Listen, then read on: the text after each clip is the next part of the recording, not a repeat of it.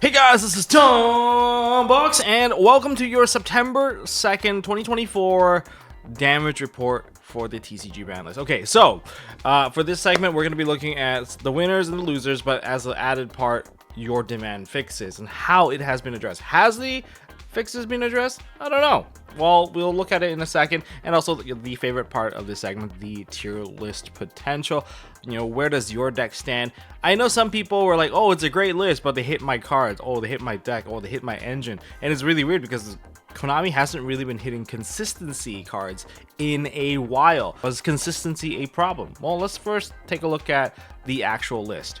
Here's the entire list in one view. Can't even fit it all in one screen here. So we have a set of rainbow extra deck cards in the ban section. Fiends with Lacrima, Appaloosa, Beatrice, Hybrid Dragon King, Calamity. Okay, so across the board, each of these bans are addressing a problem in the format. We'll get into that. It has actually its own little segment there. And then we can take a look at the cards going down to one. Snake Eye Ash and Poplar, Snake Eye hits. We have Opening the Spirit Gates for the Yubel hit. We have Branded Fusion for the Branded hit, which is a little bit strange. It's not the Gimmick Puppet stuff, but it's just straight up Branded Fusion. Okay, we'll take it for now. I'm pretty sure a lot of Branded players are pretty pissed about that, but are you pissed about it? Like, is it really doing that much damage? I think it's very minimal. Like, a lot of times Branded Fusion doesn't even like get to resolve. So what's your real problem there? And you're just fusion duping. Moving on, I'm deviating here. For you FTK supporters, Gimmick Puppet number 40 and C number 40 both going down to 1. It makes it a little bit more manageable. I think they can still FTK you if they go for the grinder line. But essentially, that's gonna be something that Konami will always address. Any type of FTK, they will always be touched. Then there is Pot Prosperity and Sanguine Summoning. It's mainly Tenpai causes right here. Of course, Sanguine Summoning being a Tenpai card. Skill Drain, side deck things. As for the rest of this list, it's just a bunch of releases off of the ban list. The main two being Grasses Looks Greener and Eva. Grass Looks Green already seeing some buyouts in Eva. As a Drytron player back during COVID times, this was one of my favorite cards, and it won me so many games. Even in Master Duel, card was busted. It was like the Gen 1 busted, oh, I can card for card you. It might bring us back to just going into Drytron with the best hand trap, Herald of the Orange Light. Is Herald of the Orange at 1? I need to get a quick check on that, because if it's at 1, maybe not as powerful. But if it's at 3, you might have a little bit of a problem here, because it'll be the one deck that truly has a gamma. As for everything going to 2, I gotta turn off my phone here.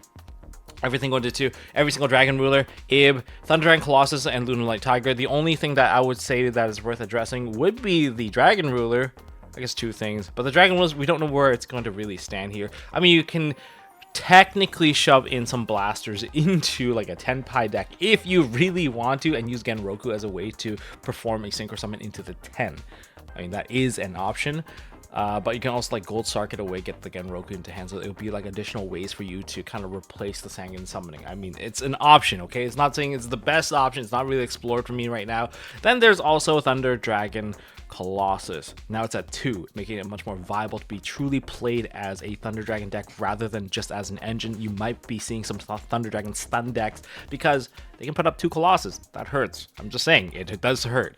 Then there's going to be the cards going up to 3. Armageddon Knight and Red Rose Dragon are the 2 that I have my eyes on that would probably have the most amount of impact, followed by Ancient Fairy Dragon. As for the rest of these cards, they didn't do anything last format, so we have, of course, Magispector Unicorn Kirin. We have Plush Fire, which is from the errata. Then there is going to be Denlong, which didn't see that much play. And Time Seal, I think, is a pretty slow trap card. But I'm going to put an asterisk on this. What if Time Seal does get abused? It becomes one of those cards that people set, and then they can recycle constantly. I'm more worried about Labyrinth getting the advantage on you. Like, what if they just hit you with Eradicator and Time Seal lock you? That's the only concern that I can think of for this, but this is the entire list. Let's go into some of the winners and losers. The biggest winners on this particular ban list, I would say, would be Thunder Dragon Colossus, being able to revive a whole archetype to be playable. I think it's actually really cool. Dimension Shifter being completely untouched. Flambridge not being touched is also a very big win for the deck because Snake Eyes will be, floating around from time to time. However, they're both the winners and losers in that case. And Phantom of Yubel still being at 3 essentially puts Yubel at the very top, at least by most people's prediction at the moment. But I'm not too completely 100% convinced on this. And then there's Snake Eye Ash being the biggest loser here, getting an ulti copy and still going to 1. You're breaking the modern precedent of an ulti card. I mean, look at Fenrir. Fenrir is still nice and safe. Then there's also Branded Fusion, very uncalled for. Again, it's a card that also has an ulti copy. So is this Konami telling us, hey, just because a card gets an ulti copy, it only keeps it alive for so long. We can take it away whenever we want, and if it becomes a problem, we will take it away. And I'm surprised that they didn't take away Gimmick Puppet of Nightmare. That card's still here, so we can still get Puppet locked. Yeah, that's still a thing. That combo is still around. And then the biggest loser would be Fiendsmith in general, because they lost Lacrima. But it's actually probably one of the best possible hits, in my opinion, that addresses one of the biggest problems of the format. Gimmick Puppet, of course, one of the biggest hits because they lost the ability to kind of get that follow-up, right? And finally, Sangan Summoning. It actually changes the dynamic of the Tenpai matchup, making them much more manageable than it is. I have all these decks built. I'm going to be playtesting it throughout the weekend. I'll be inviting friends over just to kind of try it out. We're going to be trying out all these decks and see what we think and what these hits have actually done. Generic format overhauls. This is how Konami has been answering your demands to make the format fun again, because these are the 3 pillars of why things are fun. Yes, all of these are technically in Fiendsmith Snake Eye, Fiendsmith Yubel, Fiendsmith whatever Fiendsmith offered that really dictated the format. These are the 3 cards that are the main culprit, and let me explain why. Lacrima was kind of surprising, the hit that they hit it so early, but again, it was a common printing. You're losing no money when it comes to this card, but you're gonna not win in time as much. Number 1, time rules. This was the one card that allowed why is the best deck also playing the best burn option in time. Okay, well that kind of sucked. It's kind of like Sword Soul, they had Long Yuan. I get it, it's really annoying. This was like Long Yuan on crack essentially, because it's also a combo piece and it's very, very difficult to stop. But when it comes to this particular card, so burn in time is gone, so less people playing Spooky Dogwood. Sequence lines are also completely shot, and hand traps are 100% more effective. Hear me out. You have 3 Light Fiends in the graveyard because they played Fiendsmith Engraver to set up that combo. When they go for a sequence effect, you either had to imperm it and everything else didn't work. But now your Bestials work, your Crows work, everything work because there's no Lacrima to go into. So if there's only 3 Light Fiends in the graveyard, you hit away one of them, they can't perform the fusion, it's gone. That doesn't mean that Sequence is completely useless. Sequence is probably your only way to actually go into Desiree, so the line is also much more linear, unless you're playing against a Chimera deck, which can fuse into a Baphomet instead. And yeah, that one I can't really say much about it, because it's probably one of the preferred lines, to be honest. And there's less generic access to DDD Wave Hiking Caesar. Yes, you can still get there. You can go Necrocrypt Princess. I know I left it in there, but if you go into Necrocrypt Princess, you're not going into Sequence, and you're also not going into Fiendsmith's Desiree either. So you're now limited on your option. But when it comes to keep the Sequence as an option as a link material and get the DD Wave Hiking Caesar, yeah, that's not really happening. And there's no more revival line for Desiree as well. So that part definitely hurts. The revival line was you start with Desiree and then you fuse into Lacrima to revive the Desiree, and then you use those bodies for materials. So that was the other alternative line. Beatrice, broken because it was infinite access to your deck, and it's Lava Wall Chains banned for a reason.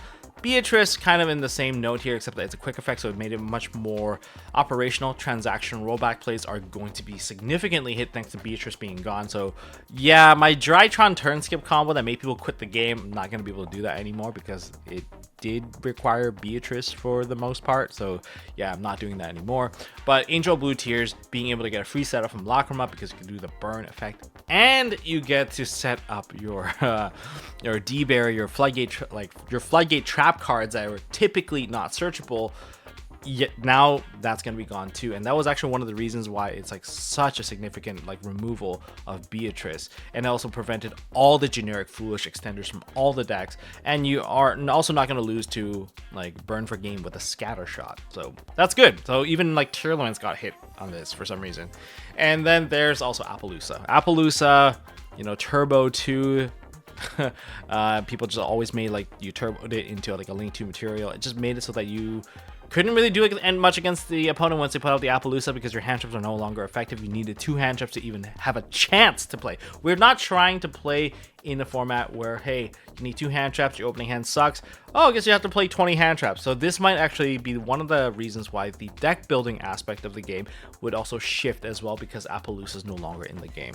You know, you can start the turn with the ability to exchange with your opponent rather than needing an answer immediately against Appaloosa. You're less forced to make bad exchanges, and yeah, game state's a lot more simplified now without the Appo. So that's actually good for everyone. Yes, your boards are going to be more breakable, but at the same time, is that such a bad thing where we got to the point where the game's super oppressive with 1-card combos?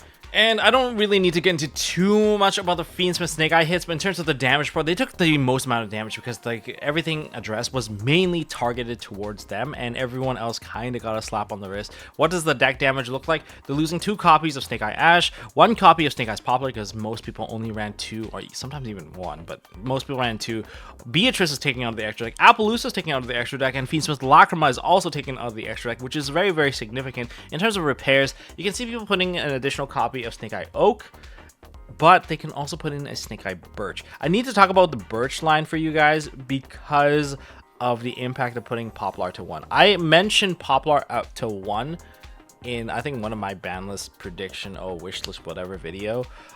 I can explain why it's going to hurt, and just through my own like testing here on the table, it sucks to draw into Poplar. When Poplar is in your hand, your ashes are crap, your bonfires don't extend hard enough, and yeah, you're kind of forced into a really weird position where you might be forced to play Birch as an extender because you can't summon both Ash and Poplar if you open with both.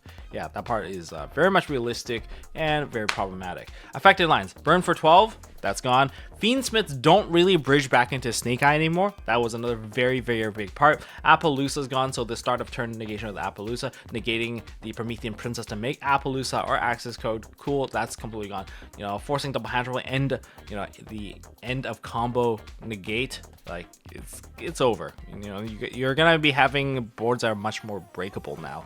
As for Angel of Blue Tears, you know, games 2 and 3 makes it so difficult because they always have access to some of the best cards. Skill drain, that's, well, at 1 now, you're gonna have to play a much more diverse sideline. And I think it actually puts Cosmic Cyclone back on the map as well because of a lot of the negations that happen elsewhere on that ban list. Angel Blue Tier sidelines basically non-existent anymore. You don't need to play that because you can't play Beatrice, so there's no point. You know, double hand trap extension plays. I mean, technically you can play Foolish Burial Goods if you're that desperate, but then you don't have Lacrima to do the burn damage, so you're not getting that part overall. So overall prospect of this deck is that it's a consistency hit overall, and it creates a lot of bricks in the deck. Opening Poplar bricks Ash and Bonfire as an extender because there's only 1.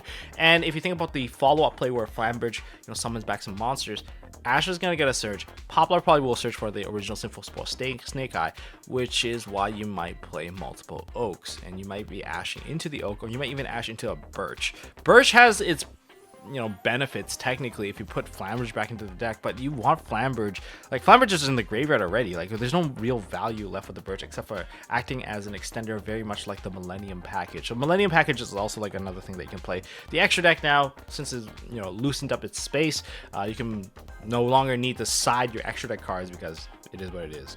Deck a lot more breakable, less consistent, and less follow-up. That's the damage extent to this deck. I think it actually significantly knocks them down a couple of tiers. Yes, the ceiling of the deck, if they open Ash and none of the cards that would brick the Ash, then they're fine. They'll still end on full combo. I'll give them that. It's not like going to be the perfect line. You're going to see a Desiree in there in the mix, but overall it's not going to be as unbreakable. If they want to fix this deck, maybe the Azamina will fully fix the deck, but it still has the consistency issue thanks to Poplar being at 1. And the second deck worth talking about is going to be Tenpai. That's right, Tenpai. They took probably the second largest hit, aside from like maybe Gimmick Puppet. But there's not much to talk about for Gimmick Puppet, right? They just are what they are. So what's so special about hitting the Sangan Summoning on Prosperity? That's 4 cards out of the deck. There's not really that much really replaced. People played pretty close to 40 for a Tenpai Dragon deck.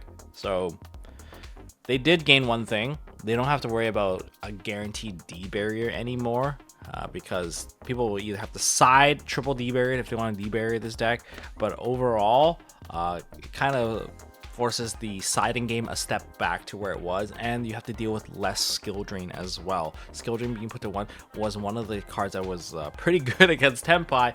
Now that that's also taken away, it definitely hurts them a lot.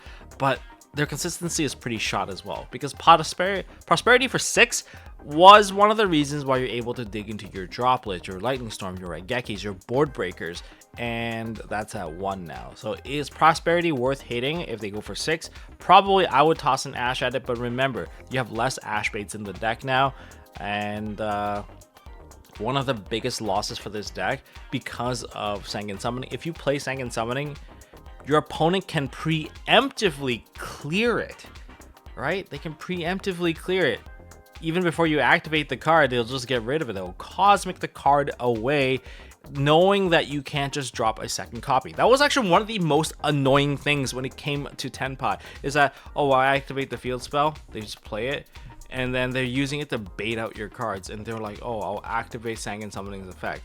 But then you're already holding Kaiman, so you don't really care. So you're like, oh, then it forces the other guy to Ash or clear it out. And after they do that, they're basically just sampling what hand traps you have, play another copy, just end your game. End your game like that. Like the second copy, oh, normal summon out Pydra, or Pydra add the card now. Like, you're pretty screwed either way. Like, they can mess around with everything in your hand, and now they can't do that, because the moment you drop Sangan Summoning, I don't think your opponent's even going to care. They're just going to clear it before you perform your next normal summon, because you don't actually have to activate that card, which makes removal against Sangan Summoning that much more powerful. And adding a field spell from the graveyard to the hand is not exactly an easy feat for any deck, so yeah, keep that in mind.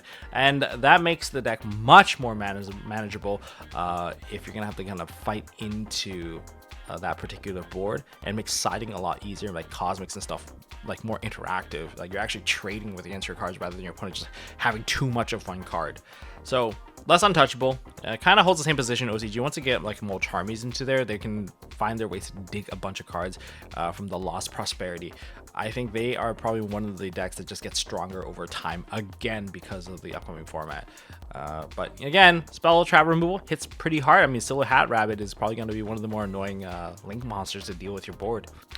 And I guess the final report here is just about like all the decks that just took little bits of damage. So Burden Time and FTKs, they were addressed. Too many started in a deck, also addressed. Lockout and less interactions, also addressed. And these were addressed among the following decks: Branded, Bell, Gimmick Puppet, Hot Red Dragon, King Calamity, for Centurion or Crimson Dragon players. So affected cards, Branded, roll less consistent, but they still can do Gimmick Puppet lock. So I don't think they actually lost all too much. Yes, I get it. You know, you can still get your one copy hit by Ashes. More Ashes than Branded Fusion now, so you're less likely to resolve it.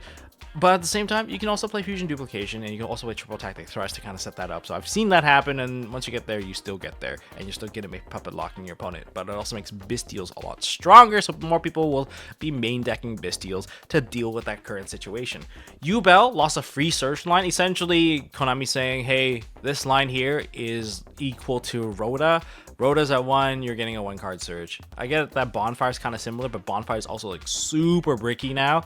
If you open with the Poplar in hand, then the entirety of your bonfires get a little bit shot. You can search for Birch, get another free summon, but it's nowhere as effective as getting a Poplar onto the field and getting an original Sinful Spoil Snake Eye. You might be able to play multiple copies since original Sinful Spoil Snake Eye didn't get touched, so you know, I kind of jumped back into the Snake Eye, but you guys kind of get the idea. Gimmick Puppet, a lot easier to hand trap, and then there's also a Centurion. Centurion can't lock you out, but just makes them play a lot more skillfully, and it actually might improve the Centurion players as a Yu-Gi-Oh player.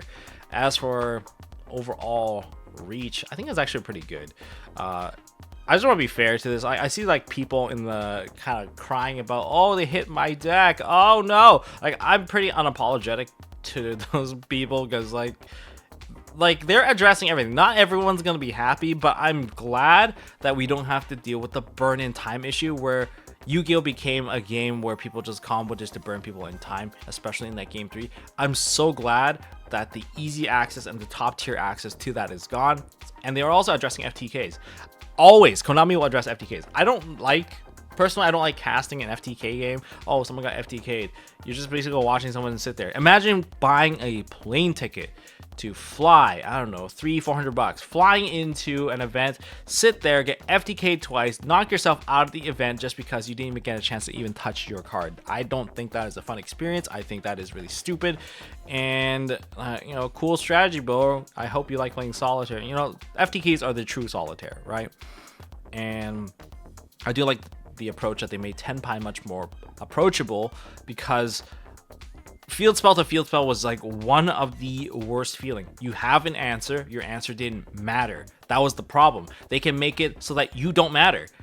You're not an opponent. You're just a dummy waiting to get hit, and they address that. And then hot red lock, it was also kind of a neat one, because even if you have answers to break the field, none of that will matter if they can hot red lock you, because none of those cards will even be playable. So they made the game definitely more playable. Is it as fair in terms of interaction? Only playtesting will tell.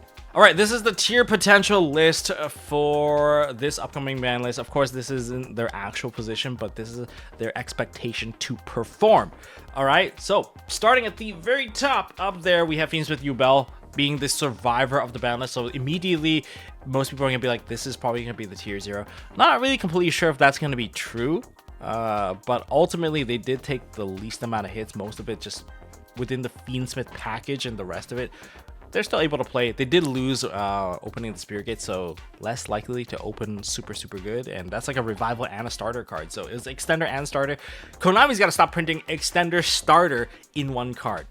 Just putting that out there. Like, the entire deck shouldn't be focused around getting one combo off the ground, and every card, no matter where you start, it's a circle. You're gonna end with the end board no matter what. Tenpai still up there, still very strong. They don't need the field spell to kill you. They can get there, but they can board break and still kill you, so that, you know, doesn't change all too much in that front. It just makes it so that they're a lot more interactable, because you're no longer going to go field spell, get that field spell wiped, and then they drop another field spell. That's not happening. You have way more ways to interact with them, and going in game 1, they're not likely going to choose to go first. They're going to make you go. They're going to make you go first, and you can actually interact with them, even though they have a ton of board breakers. Yes, it's very hard to play against them, and they're only going to get better when they get Furuwas to replace all the consistency cards, so they can just dig into all those cards. Next, we have Malice, which is coming out like much later in Crossover Breaker, but again, it's a shifter deck. It's a potential shifter deck. It's not the strongest, but like, if you understand tempo, people are like, oh, shifter doesn't make the deck any better. I'm like, but it does, because a lot of decks can't play around shifter, so even if you end on a weaker board, you can probably just clap them right after with an access code OTK, right? They don't get to build their board, they don't get to develop their field, but even without it, they're still a strong banish based deck regardless. All right, that's where I'm gonna put that one. Fiendsmith Azumina Snake Eye is probably gonna make a comeback once we get into Rage of the Abyss, because they get to play that package. But I think one of the biggest significant hits on that is that Poplar is at 1. With Poplar at 1, it has an impact towards how they develop their field, and also Appaloosa being gone, they're not also building Appaloosa anymore, so the end boards are a little bit more, or technically a lot more manageable. Ritual Beast, shifter deck that does a lot of action and still can end on some pretty nasty things. I'm more scared if they can find a way to shove out 2 Thunder Dragon Colossus on the board, and good luck searching your deck if you're a search-based deck. White Force variants and Centurion, all in top tier potential. They have, you know, options to perform. The boards that they build are pretty nasty, whether it be runic versions or non-runic versions. It's a scary deck, and that's why they're up there. Then there is Fiendsmith Snake Eye, still around. The ceiling of the deck is still there, but the floor is much lower now, right? Because you can break super hard on your own cards. You can trip over your own cards, and that's why the deck, you know, kind of hurts a lot. Like, anyone that played Fiendsmith Snake Eye, let me know your feelings when you open 2 copies of Poplar. How do you feel about all the subsequent pieces of Bonfire that you have in your hand and the original Sinful Swell Snake Eyes? They don't do much, and it's the moment where you wonder when the opponent goes ahead and summons out a Poplar, and then they go, oh, I'm going to imperm that. and then they pass turn because there's nothing to do. There's no extender, and you're going to be able to experience that firsthand very soon because we only have one Poplar now, and like one Ash, one Poplar creates a whole bunch of trip ups in the deck. If they left Poplar at 2, I would say Fiends with Snake Eyes still up at the top, even comparable to Fiends with Yubel. All right, but since they took the Poplar down to 1, it's a much more significant hit than most people give it credit for, and it also affects the long-term hits when Azamina comes out and you have bricky pieces in your hand. Labyrinth and Fiends with Labyrinth still a very strong option, and of course you can wipe your hand, wipe your board, and I still think it's a fantastic deck. And anyone that's really good with Labyrinth, that understands tempo and control, will be able to kind of be like, yeah, you're not going to be able to play the game. And then Rescue Ace variants, all very strong. Drytron and Chimera are the 2 decks that I have on my mind that I'm going to be trying out a lot. Yeah, I know. Drytron is going to be basically murdered by Bystials this coming format, so that's why it's not higher. But if they have access to Herald of the Orange Light or some way to get access to Eva along the way, I can say that, yeah, no, they have really good potential to really mess with the board, because we might be seeing Herald of Ultimateness back, and that card is very oppressive. That card is not very playable. It is Master Duel level of disruption, where you can card for card the opponent and they can't actually play. Fiends with Chimera can also lead into Azamina because they get the best upgrades. You know, they have Fiends and Illusions, which helps them develop stronger Chimera fusion options. It is what it is, and it's also the deck that gets to use the sequence effect for other monsters. It's one of the few decks that can actually do it. There's also another deck that I will have in honorable mentions, but for now, Runic variants, all very strong. Fiendsmith Memento, also another very strong option. Not enough people play this deck in TCG, but they give it a chance, they will understand why it does well in OCG. And in terms of, well, I was blurry the entire time, I wasn't sure. And then in terms of like hidden potential, these are some of the like the rogue-ish decks that I think are very strong overall.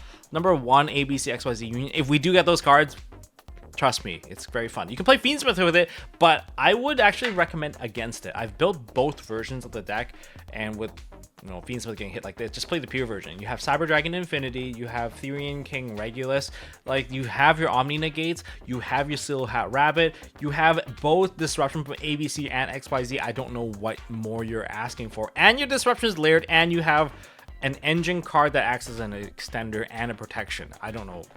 There's a lot of stuff going on there, and I'm going to be it's gonna be the one deck that I play a lot of once it comes out. Then there is Voiceless Voice. Let's not forget about them. They're still around, but Bystials being around puts them on a lower tier 100%.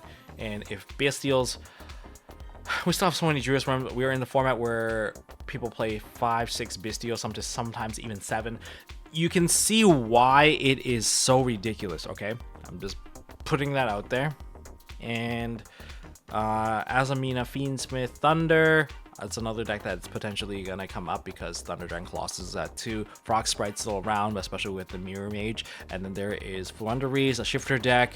Trust me, I still don't like playing against that deck. I don't like getting shifted by that deck. I don't like getting hit by Triple Tactics Thrust into Featherstorm because you can't do anything. Raid Raptor, it's a deck that my friend plays. I'm just putting that out there, but it is a deck that I can't break if it goes off. But again, it's lower in the tier. Why? Because people are going to be playing Bystials. They're very effective. And what more can I say? Sanavalon, Raika, Sanavalon, Ragna, whatever it's called, that deck. It's more about the pilot than the deck itself, but if you know what to do with that deck and you know how to navigate that deck really well, it's very complicated, then, well, good luck, I guess. It's really strong still. As for honorable mentions, Fiendsmith Magical Muskets, that's 1. Tearlaments, Kashtira Stun, like those are still viable decks if you want to play. Also, just pure stun is also another option. Runic Stun. Stun decks are still around, all right? But more people might be shifting over to playing like evenly matches, Cosmic Cyclone. So I want to see where the mix-up goes, and that's going to be up to the next upcoming YCSs and whatnot, because this week is Worlds. That's all I got for this video. I know it's a long one. If you guys have any comments you want to add, any decks that you want to see on the list, where do they stand? Leave it down in the comment section. Or maybe I missed a certain deck list. Probably did. Yu-Gi-Oh has way too many decks for me to kind of count. hopefully I get to, you know, feature some cool matches in the future when I get selected as a a caster again. But that's all I got for this video, guys. I'm very tired. I spent all day just looking into deck lists, seeing what they combo, what they do, playing on my own cards, playing everything. I'm trying my best here. But that's all I got for this one. Thank you for watching, and I'll see you all in the next one.